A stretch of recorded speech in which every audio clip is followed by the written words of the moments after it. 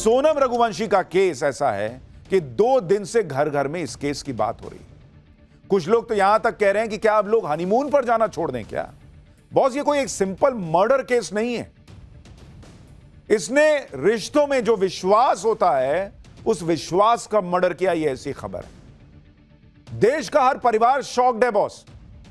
आप सोचिए, मां फोन करे, मुझे आज किसी ने बताया कि उसकी मां ने फोन किया और बोला कि बेटा तुम्हारी शादी कैसे करेंगे, लड़की ढंग की नहीं मिली। तब आप सोचिए इस खबर का इंपैक्ट क्या है। मां को लग रहा मेरा बेटा हनीमून पे जाएगा तो मरा तो नहीं जाएगा। और आप अपनी पत्नी के साथ सेफ नहीं है, पत्नी मार देगी, अपने लोग मारने लग जाएंगे, आदमी क्या करेगा? जिंदा रहेगा क्या करेगा बॉस? इसलिए इस खबर का इंपैक्ट बहुत बड़ा है और इसलिए यह एक नॉर्मल क्राइम स्टोरी नहीं है, यह बहुत गंभीर खबर है और इसलिए इस खबर पर बात करना जरूरी है। इसकी एक एक बारीकी को समझना जरूरी है क्योंकि हमारे आसपास इस तरह की खबरें अचानक से बढ़ गई हैं। कभी कोई पत्नी अपने पति को अपने आशिक के साथ मिलकर मार देती है और नीले ड्रम में भर के सीमेंट में दबा देती है। चल क्या रहा है बॉस? कभी सोनम रघुवंशी जैसा केस आ जाता है जहां नई नवेली दुल्हन पर ही आरोप लग जाते हैं कि उसने अपने हनीमून पर ही पति को भाड़े के हथियारों से मरवा दिया। कहीं पत्नी ने इतना प्रताड़ित किया कि बेंगलुरु में एक लड़के ने सुसाइड कर लिया। चल क्या रहा है भाई? पति सेफ नहीं है क्या इस देश में? रिश्ते सेफ नहीं रह गए हैं क्या? सोनम रघुवंशी पर जो आरोप लगे हैं उसने पूरे देश को दंग करके छोड़ दिया है कि क्या कोई इस तरह का कांड भी कर सकता है। इस केस में गजब गजब के ट्विस्ट आ रहे हैं, बड़े बड़े खुलासे हो रहे हैं और ये ऐसे खुलासे हैं जो इस केस में लोगों को और भी ज्यादा हैरान कर देंगे। पूरा देश पहले से ही इस केस को देखकर दंग है कि एक लड़की जिसकी शादी हुए 10 दिन हुए थे, उसने हनीमून ऐसा प्लान कर लिया कि हनीमून पर ही कॉन्ट्रैक्ट किलर्स को बुलवाकर अपने पति का मर्डर करवा दिया। और आज तो और बड़े बड़े खुलासे हो गए जिनके बारे में आज आपको पाठशाला में बताऊंगा। आज आपको ऐसी एक्सक्लूसिव तस्वीरें दिखाऊंगा राजा के बेडरूम की, राजा के घर की, और बहुत कुछ है आज पाठशाला के इस चैप्टर में। लेकिन आप देखिए कि इस केस को लेकर कैसे लोगों में गुस्सा है। सोनम ने जिन भाड़े के हत्यारों को पति राजा की हत्या के लिए सुपारी दी थी, उन आरोपियों को जब ट्रांजिट रिमांड पर शिलोंग ले जाया जा रहा था तो लोगों के गुस्से से बचाने के लिए कैसे पुलिस उनको बचा के ले जा रही है। आप देखिए, पब्लिक का मूड था कि इनको वहीं पे कूच दें, ऐसे बचा के ले जाना पड़ रहा है। ये वो आरोपी हैं जिन पर आरोप है कि इन्होंने ही सोनम के कहने पर राजा रघुवंशी को मारा। तो आप इनका चेहरा ढका हुआ है, ये देखिए, और इनको पुलिस लेके जा रही है। तो भाई भीड़ थी, भीड़ का बस चलता है तो वहीं कूट देते इन लोगों को। और कुछ लोगों ने लगाए हैं 1-2। इस केस को लेकर और क्या खुलासे हुए हैं, पुलिस हिरासत में पिछले 24 घंटे में सोनम रघुवंशी के साथ क्या क्या हो रहा है, वो आपको आगे बताऊंगा। लेकिन पहले इस केस के ताजा अपडेट की एक झलक देखिए।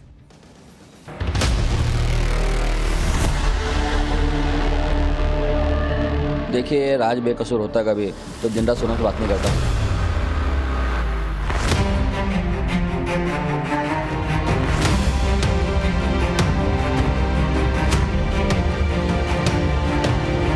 कभी ऐसा नहीं कर सकता, हम उसको हमेशा से जानते हैं।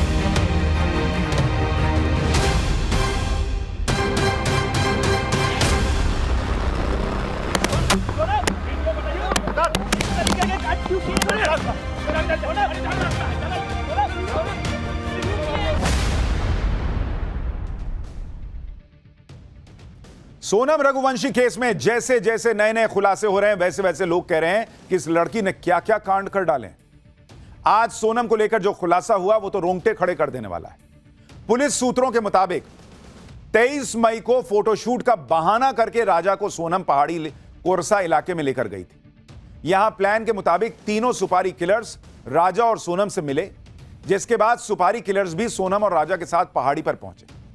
इस दौरान पहाड़ पर चढ़ते चढ़ते आरोपी थक गए तो उन्होंने राजा की हत्या करने से मना कर दिया, कहा जा रहा है।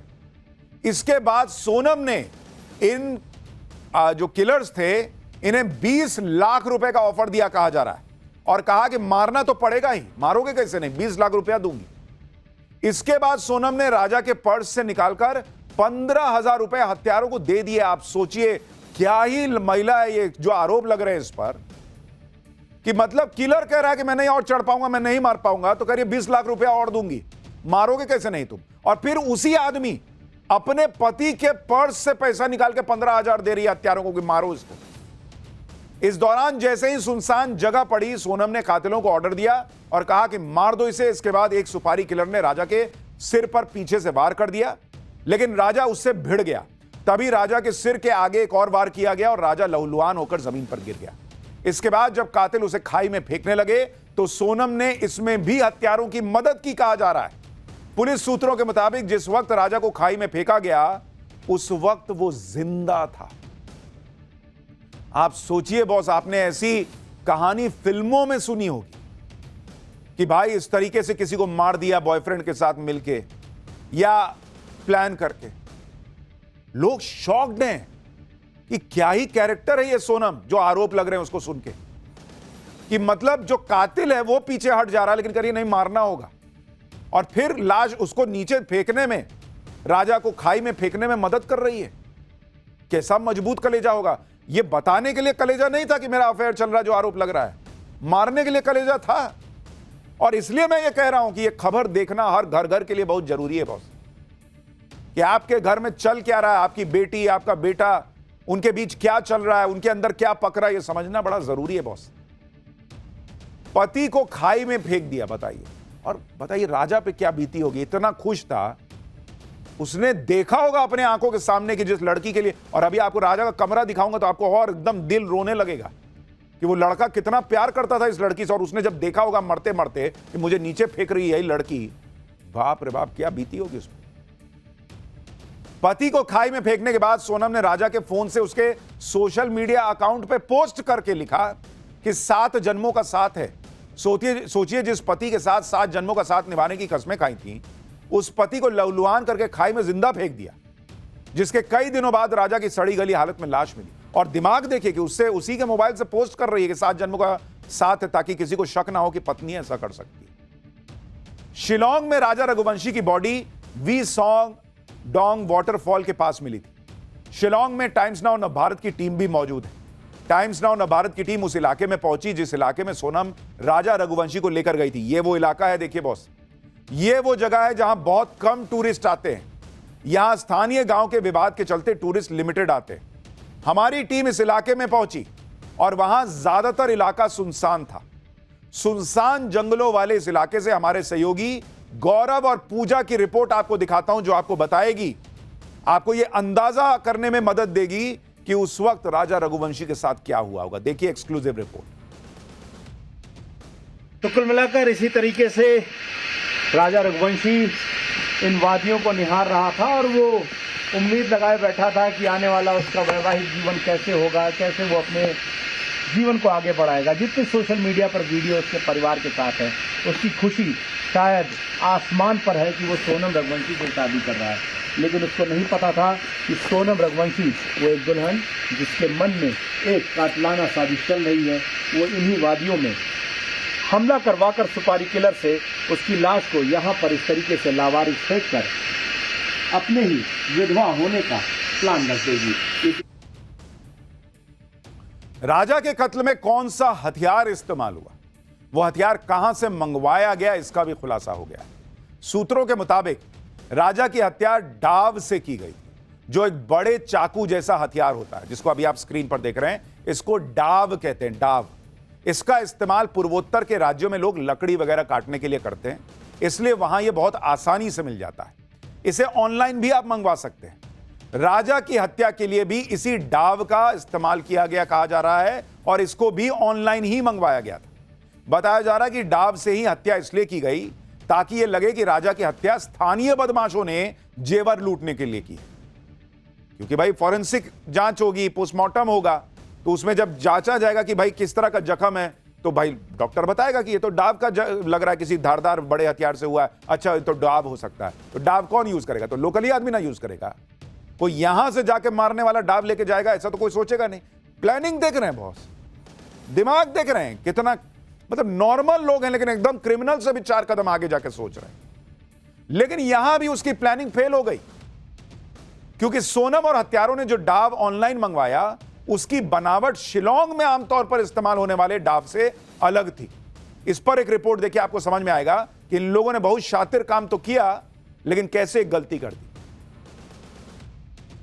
इंदौर के ट्रांसपोर्ट कारोबारी राजा रघुवंशी की लाश जिस वसई डोंग इलाके में मिली, उसके पास से ये हथियार मिला। ये देसी हथियार जिसको मेघालय के इलाके में डॉब बोलते हैं, ये एक तरह की कुल्हाड़ी है। और जब पुलिस ने डेड बॉडी को वहां से अपने कब्जे में लिया तो ये हथियार मिला। और ये हथियार मेघालय में भी इस्तेमाल होता है, लेकिन उसकी जो बनावट थी वो दरअसल मेघालय की नहीं थी, वो गुवाहाटी की थी। ऐसे में पुलिस को शक हुआ कि अगर लूटपाट के हिसाब से घटना हुई है तो वहां पर हत्यारों ने मेघालय के हथियार इस्तेमाल किए होते, लेकिन वहां पर तो ये गुवाहाटी की बनी हुई डॉब इस्तेमाल हुई थी। इसकी बनावट लोकल मेड नहीं थी, क्योंकि सोनम रघुवंशी की कोशिश ये थी कि इस पूरे हत्याकांड को लूट की वारदात की तरह दिखाई जाए। लेकिन जहां से ये बरामद हुआ, ये दरअसल मेघालय का स्थानीय हथियार उस तरीके से प्रतीत नहीं हो रहा था, क्योंकि उसके बनावट में फर्क था। राजा की हत्या के बाद सोनम 17 दिनों तक गायब रही और फिर अचानक शिलोंग से 1200 किलोमीटर दूर गाजीपुर में मिली। तो आखिर इतने वक्त तक सोनम कहां थी? अब इसको लेकर भी बेहद चौंकाने वाला खुलासा हुआ। शिलोंग पुलिस के सूत्रों के मुताबिक 23 मई को पति राजा के मर्डर के बाद सोनम तीनों हत्यारों के साथ वापस शिलोंग लौटी। शिलोंग से वो सिलीगुड़ी गई कहा जा रहा है। 25 मई को सिलीगुड़ी से ट्रेन के जरिए वो इंदौर पहुंची थी, यह भी दावा किया जा रहा है कुछ रिपोर्ट्स में। सूत्रों के मुताबिक सोनम इंदौर में किराए के कमरे में रुकी थी। प्लानिंग के मुताबिक सोनम इंदौर से यूपी के गाजीपुर पहुंची। शिलोंग पुलिस के मुताबिक राज ने ही सोनम को एक ड्राइवर के जरिए वाराणसी में ड्रॉप किया था, जहां से वो गाजीपुर तक पहुंची। सूत्रों के मुताबिक सोनम सरेंडर के लिए गाजीपुर नहीं गई थी, बल्कि वो नेपाल भागने के लिए निकली थी। लेकिन बॉयफ्रेंड राज कुशवाहा के पकड़े जाने के बाद वो टूट गई।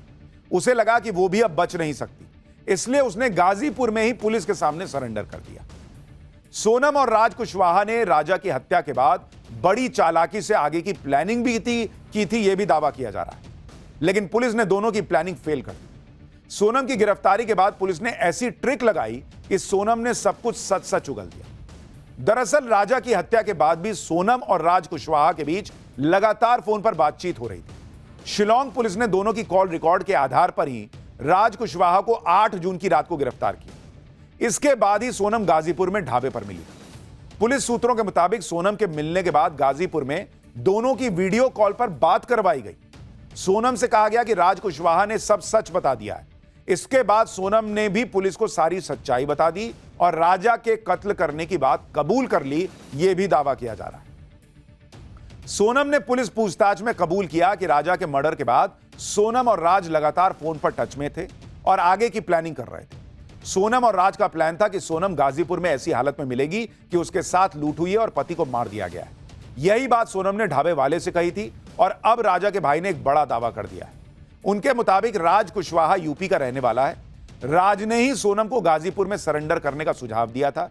गाजीपुर में सोनम राज के घर पर ही रुकी थी। यानी कहा जा रहा है कि पहले प्लान यह था कि सोनम जो है वो फरार हो जाएगी, नेपाल चली जाएगी।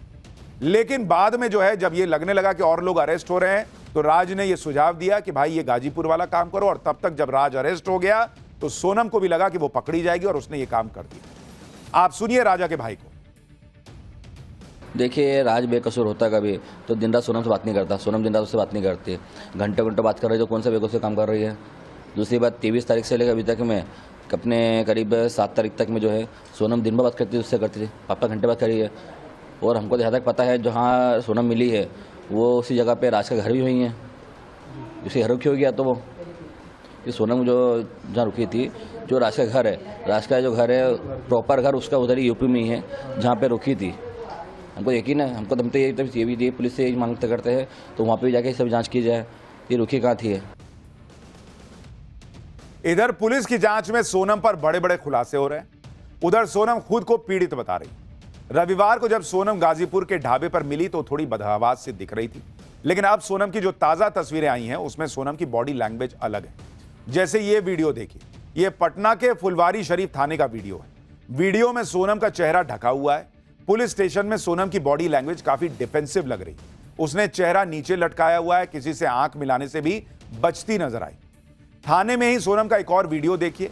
इस वीडियो में सोनम थाने के अंदर ही एक डेस्क पर सोती हुई नजर आ रही है। पुलिस हिरासत में सोनम के बारे में जो जानकारी मिली है उसके मुताबिक सोनम ज्यादा कुछ खा पी भी नहीं रही है। सोनम किसी से बात भी नहीं कर रही है। सोनम को गाजीपुर से पटना लेकर आए ड्राइवर ने बताया कि वो पूरी रात चुपचाप जागती रही। सोनम ने सिरदर्द की शिकायत की, वो लगातार पानी मांग रही थी। पुलिस की हिरासत में सोनम का एक और वीडियो आया है। यह वीडियो पटना एयरपोर्ट का है। एयरपोर्ट पर सोनम सामान्य तरीके से खड़ी है, उसका चेहरा मास्क से ढका हुआ है। एयरपोर्ट पर उसकी बॉडी लैंग्वेज एकदम सामान्य दिखी। मेघालय पुलिस की टीम सोनम को पटना से कोलकाता और कोलकाता से गुवाहाटी ले जाएगी। गुवाहाटी से फिर आगे उसे शिलोंग ले जाएगा। एयरपोर्ट पर जब सोनम से सवाल किया गया तो वो चुप रही, उसने कुछ नहीं बोला। एक बार देखिए वहां क्या हुआ।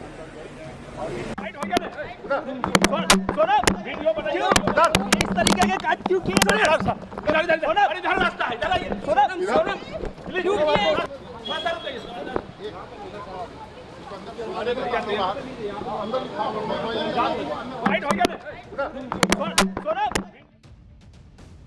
सोनम का जो सच सामने आ रहा है उससे सबसे ज्यादा सदमे में राजा रघुवंशी का परिवार है। इंदौर के रघुवंशी परिवार ने कभी सपने में नहीं सोचा था कि उनकी नई बहू ही उनका बेटा छीन लेगी, घर बर्बाद कर देगी। रघुवंशी परिवार तो सोनम के परिवार में आने से बहुत खुश था। शादी के बाद सोनम का बढ़िया स्वागत हुआ था। राजा और सोनम के बेडरूम को बढ़िया तरीके से सजाया गया था। आप ये जो बेडरूम में सजावट देख रहे हैं, ये शादी के दिन की सजावट बताई जा रही है। इंदौर में राजा रघुवंशी के घर से एक एक्सक्लूसिव रिपोर्ट देखी। ये रिपोर्ट बताती कि राजा सोनम से कितना प्यार करने लगा था। राजा के परिवार ने कैसे सोनम के लिए खास तैयारियां की थी। एक बार आप तस्वीरें देखिए भाई, आई लव यू लिखा हुआ है उसने सोनम के लिए बलून से दीवार पर। पूरी छत जो है वो बलून से ढकी हुई है। अब तो कई दिन हो गए तो उसमें से हवा निकल गई। एक बार ये रिपोर्ट देखिए कि राजा कितना प्यार करता था सोनम से। उसके कमरे की तस्वीरें देखिए, फिर आपको बताऊंगा कि राजा रघुवंशी के घर में सोनम से जुड़ी और कौन कौन सी चीजें अभी भी मौजूद हैं। ये राजा और सोनम का वो कमरा है जहां पर शादी के बाद ये दोनों कपल जो है एक साथ रहते थे। बाकायदा इस पूरे कमरे की अगर आप तस्वीर देखेंगे, आप अंदाज़ा लगा सकते हैं कि एक नवविवाहित जो जोड़े का कमरा होता है जिसे सजाया जाता है, कुछ उसी तरीके से इसे अभी भी सजाया गया है। और साफ तौर पर अंदाज़ा लगाना बिल्कुल मुश्किल नहीं होगा कि किस तरीके से घर की नई बहू का स्वागत जो है वो करने की तैयारी पूरे परिवार द्वारा यहाँ पर की गई थी। यहाँ पर आप देख पाएंगे छतों पर जो है लाल रंग के जो गुब्बारे हैं ये लगाया गया है साफ तौर पर, और वो इसलिए लगाया गया है कि एक मैसेज जो है वो अपनी बहू को लेकर दिया जा सके कि वो किस तरह उससे प्यार करते हैं। जब सोनम शादी करके पहली बार राजा के घर आई तो पूरे रीति रिवाज से सोनम का गृह प्रवेश हुआ। रीति रिवाज के मुताबिक राजा के घर में सोनम के हल्दी वाले हाथ दीवार पर आज भी छपे हुए हैं। ये तस्वीरें देखिए, ये सोनम के हाथ है। उस समय हल्दी लगी थी। आज कहा जा रहा, आरोप लग रहा है कि सोनम के इन्हीं हाथों में खून से सने हैं। वो हाथ राजा के खून से सने जिन पे कभी हल्दी लगी। शादी में मिले गिफ्ट, शादी में पहनी राजा की जूती, सब कुछ जैसा का तैसा वहां मौजूद है। राजा रघुवंशी के घर से एक और रिपोर्ट देखिए, फिर आपको बताता हूं पूछताछ में क्या पता चल रहा है।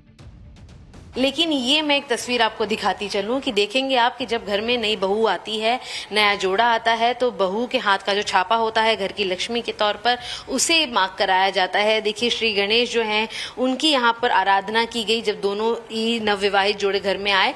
घर के जितने कोने हैं, ये एक दीवार हो गई, या इसके बाद ये जो तीसरी दीवार भी आप देख रहे हैं, तो ऐसे ही चारों तरफ जो घर है वहां पर इसकी जो हाथ के छापे होते हैं सोनम के वो हैं। और ये देखिए चीजें अभी भी ऐसी की वैसी हैं। आप देखेंगे कि ये जो जूती है, ये जो मोजड़ी है, ये आप देख पाएंगे कि ये दुल्हे राजा बने राजा रघुवंशी की है। और साफ तौर पर घर और कमरा जैसे का तैसा बना हुआ है। यानी